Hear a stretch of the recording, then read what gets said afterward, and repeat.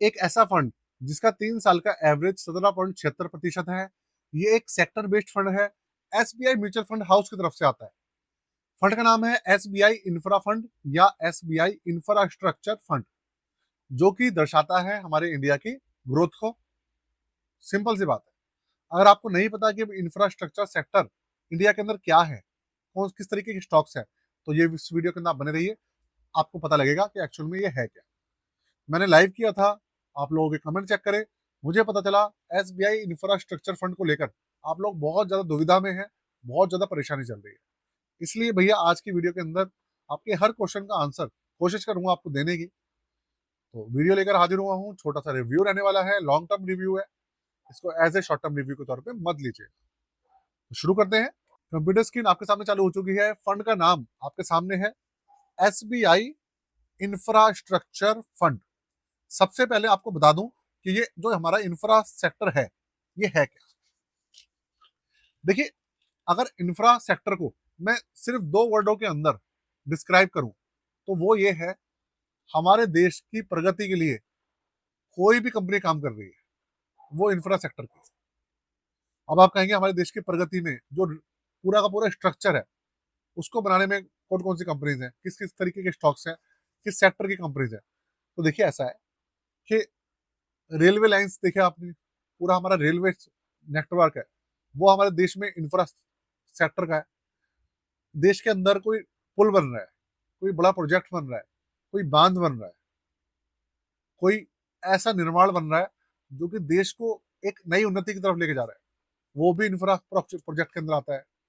और उस सेक्टर मतलब उस प्रोजेक्ट को जो कंपनी कर रही है वो स्टॉक बन जाती है उसका। तो दोस्तों यही है, कहने का मतलब ये है देश के मूल ढांचे के अंदर जो भी कंपनी अपना योगदान दे रही है। रैंकिंग से शुरू करते हैं। इसकी जो रैंकिंग है अभी वो 3 स्टार दे रखे हैं इसको, वैल्यू रिसर्च वालों ने। तो 3 स्टार का मतलब ये हो गया कि ये एवरेज है, ना तो बहुत ज्यादा अच्छा है ना ही बहुत ज्यादा बुरा है। उसके बाद रिस्क मीटर्स का वेरी हाई है, 3 साल का एवरेज 18.25% है, मैंने आपको बताई दिया है। एनएवीएस का 48 रुपए 21 पैसे अभी के समय में। रिटर्न वाले पोर्शन के ऊपर एक नजर डाल लेते हैं अच्छे से। फंड ये वाला जो फंड है डायरेक्ट प्लान, ये 13 साल पुराना है। और जो रेगुलर प्लान है वो और भी ज्यादा पुराना है, हो सकता है वो 15-20 साल पुराना फंड हो। तो 10 साल का एवरेज इसका 16.12% है। 7 साल का एवरेज है 17.28%। 5 साल का 18.51%। 3 साल का 17.76। 1 साल का 2.97% है इसका एवरेज माइनस में। अब आप यहाँ पर देखो कि 10 साल में, 7 साल में, 5 साल में और 3 साल में, 7 और 10 साल में तो इसने अपने एवरेज को बीट कर दिया, मतलब अपने बेंचमार्क को बीट कर रखा है। 5 साल में और 3 साल में इसने अपने बेंचमार्क को बीट नहीं करा है। उसका कारण है अभी की गिरावट। अभी जो गिरावट चल रही है उसकी वजह से 3 साल का और 5 साल का एवरेज बिगड़ गया है, इसलिए वो बीट नहीं कर पा रहा। 1 साल में आप देखो 3% ये माइनस में है और बेंचमार्क 3.5% माइनस में है। तो देखा जाए तो बेंचमार्क को तो बीट कर ही रहा है ना ये। अभी के समय में बेंचमार्क को बीट कर रहा है, बेंचमार्क के बराबर माइनस में है, तो उसको बहुत अच्छी बात कही जाएगी अभी की पोजीशन में। उस तरीके से 1 साल में ओके है। 6 महीने में 7.31% माइनस में है। 3 साल में 11% माइनस में है।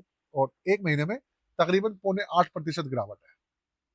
ठीक ठाक है, बेंचमार्क से कम ही है। तो टेंशन मत लीजिएगा दिमाग में कि आपका पोर्टफोलियो ज्यादा गिर गया है, बहुत ज्यादा गिरावट हो गई है। इन सब चीजों को दिमाग में बिल्कुल भी मत लाइएगा। आगे चलते हैं। अब बात करते हैं इसकी रैंकिंग की। अभी आपने देखा था वो स्टार, वो रैंकिंग नहीं है, वो इसको रैंक वैसे स्टार दे रखे हैं भाई, कितने स्टार है। रैंकिंग जो है इसकी वो है 10 साल के हिसाब से 13वें नंबर पे, और 1 साल के हिसाब से 19वें नंबर पे, 7 साल के हिसाब से 11वें नंबर पे। टॉप 10 में नहीं चल रहा, बात ये है। अब आगे चलते हैं, पोर्टफोलियो देखते हैं इस फंड का कि पोर्टफोलियो कैसा है। तो दोस्तों पोर्टफोलियो के बारे में बताऊं उससे पहले हमारी पोर्टफोलियो की सर्विसेज के बारे में आपको पता होगा, नहीं पता तो बता देता हूँ। पोर्टफोलियो बनवाना चाहें, रिव्यू कराना चाहें, रीबैलेंस कराना चाहें, अभी के समय में अपना पोर्टफोलियो चेक कराना चाहें, चार्जेस है 999 रुपए। व्हाट्सअप नंबर डिस्क्रिप्शन के अंदर है, आप करवा सकते हैं। बहुत अच्छा समय चल रहा है अभी के समय में। आगे बढ़ते हैं। 94% है इक्विटी, 1.25% है डेट कैटेगरी, और 5.5% है कैश, रियल एस्टेट इसके अंदर नहीं। लार्ज कैप है 61.61%, मिड कैप है 15.5%, और स्मॉल कैप है करीबन 23%। ये हिस्सेदारी। और इसके अंदर है भैया टोटल 33 स्टॉक्स। सेक्टर, सबसे बड़ा सेक्टर है इसका एनर्जी सेक्टर, इंडस्ट्रियल सेक्टर। अच्छा, अब आपके दिमाग में एक चीज आ रही होगी, अब आपको इस फंड के बारे में एक चीज बताता हूँ। ये एक सेक्टर बेस्ड फंड है, इंफ्रा सेक्टर का फंड है ये, आपने सुना। लेकिन फिर भी आप देखिए इसके अंदर 9 सेक्टर्स हैं, क्योंकि जो इंफ्रा सेक्टर है, मैंने आपको बताया ना कि देश के विकास में जो भी कंपनियां काम कर रही हैं वो इंफ्रा सेक्टर में आती है। तो अब आप देखो कौन कौन से सेक्टर्स है इसके अंदर। एक सेक्टर का होने के बावजूद भी ये मल्टीपल सेक्टर वाला फंड है। एनर्जी सेक्टर की कंपनीज है इसके अंदर 31.55%। अब आप सोचो, एनर्जी सेक्टर है इसके अंदर। इंडस्ट्रियल सेक्टर है 26.40%, मटेरियल सेक्टर है 16%, फाइनेंशियल सेक्टर है 6.5%, आईटी सेक्टर है 5.5%, डाइवर्सिफाइड है 3.68।